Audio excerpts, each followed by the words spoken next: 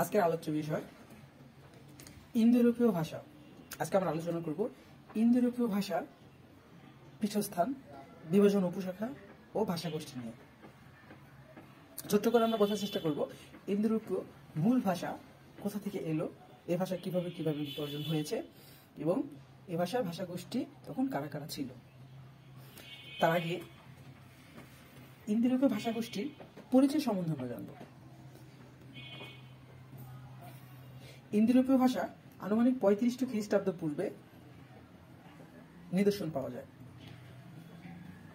বলা হয়ে থাকে পৃথিবীর অন্যতম প্রধান ভাষাগোষ্ঠী হচ্ছে ইন্দো ইউরোপীয় ভাষা। বলা হয়ে থাকে অন্যতম প্রধান ভাষাগোষ্ঠী হচ্ছে ইন্দো ইউরোপীয় ভাষা। এই ইন্দো ইউরোপীয় ভাষার বা ভাষাভাষীর লোকজন সভ্যতার প্রথম বিকাশ করেন এবং ইন্দো ইউরোপীয় ভাষায় সংস্কৃত ভাষার ব্যবহার হতো। ইন্দো ইউরোপীয় ভাষায় সংস্কৃত ভাষার ব্যবহার হতো। এরপর আমরা চলে যাব ভাষার পীঠস্থান।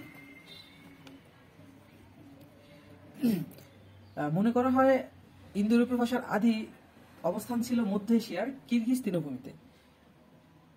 ইন্দো ইউরোপীয় ভাষার আদি বাসস্থান ছিল কিরগিজ তৃণভূমিতে। এই কিরগিজ তৃণভূমি কোথায় অবস্থিত? এই কিরগিজ তৃণভূমি হচ্ছে কাস্পিয়ান সাগরের উত্তর এবং আরল সাগরের মধ্যবর্তী অঞ্চল বা স্থানে অবস্থিত। কাস্পিয়ান সাগরের উত্তর বা আরল সাগরের মধ্যবর্তী স্থানে বা অঞ্চলে অবস্থিত ছিল এই কিরগিজ তৃণভূমি। এবার আমরা যাব বিভাজন ও উপশাখাতে। বিভাজন, সর্বপ্রথম বিভাজনের ক্ষেত্রে আমরা যে জিনিসটা মনে রাখবো যে তালব্য ক ধ্বনি উচ্চারণের পার্থক্যে বা তালব্য ক ধ্বনি উচ্চারণের সময় ক থেকে স ধ্বনিতে বিভাজন হয়ে দুভাগে বিভক্ত হয়েছে। এবার এই ক এবং স তালব্য ক ধ্বনি উচ্চারণের সময় ক থেকে স ধ্বনিতে বিভাজন হয়েছে। ক থেকে স ধ্বনিতে কিভাবে বিভাজন হয়? তখনকার গ্রিক, ল্যাটিন, ক্যাথলিক, জার্মানিক, তুকুরো, হিট্টি, ইন্দো ইরানীয়, বাল্টাস্লাম্বীয়, আর্মেনীয় এবং আলবেনীয়, এরা যে একত্র ভাষা বংশ ছিল, সেই ভাষা বংশগুলো তাদের উচ্চারণের শব্দ বা ধ্বনি উচ্চারণের সময় তালব্য ক ধ্বনি উচ্চারণের সময় ক থেকে স ধ্বনি উচ্চারণ করত। সেক্ষেত্রে তাদেরকে দুই ভাগে ভাগ করা হয়। সে ভাগে প্রথম হচ্ছে কেতম ও দ্বিতীয় হচ্ছে শতম। এবং এই কেতম ও শতমকে একত্রে বলা হয় একশো।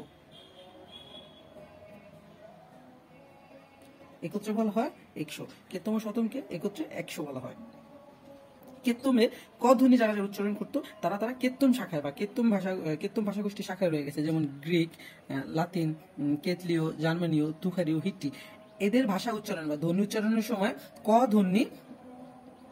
ধ্বনি রক্ষিত থাকতো, তালব্যতে ক ধ্বনি রক্ষিত থাকতো, তাই এরা কেতম ভাষার অংশ পড়ে।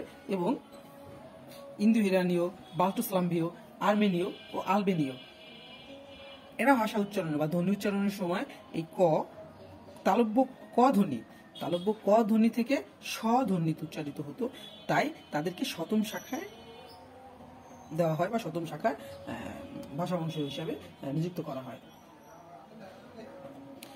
এবার আমরা যে জিনিসগুলো জানবো কেতম ও শতমের, যে শত শব্দের আবস্থীয় রূপ হচ্ছে শতম। শত শব্দ থেকে হচ্ছে শতম শব্দের উৎপত্তি। শত শব্দের আবস্থীয় রূপ হচ্ছে শতম, আর লাতিন রূপ হচ্ছে কেতম। শত শব্দের আবস্থীয় রূপ হচ্ছে শতম আর লাতিন রূপ হচ্ছে কেতম। এবার যদি আমরা উপশাখার দিকে যাই তাহলে আমরা দেখতে পারবো উপশাখা কেতম ভাষার কয়েকটি উপশাখা হচ্ছে হেলেনীয়, জার্মানীয়, কেটলীয়, ইতালীয়। কেতম শাখার কয়েকটি উপশাখা। আর শতম শাখার কয়েকটি উপশাখা হচ্ছে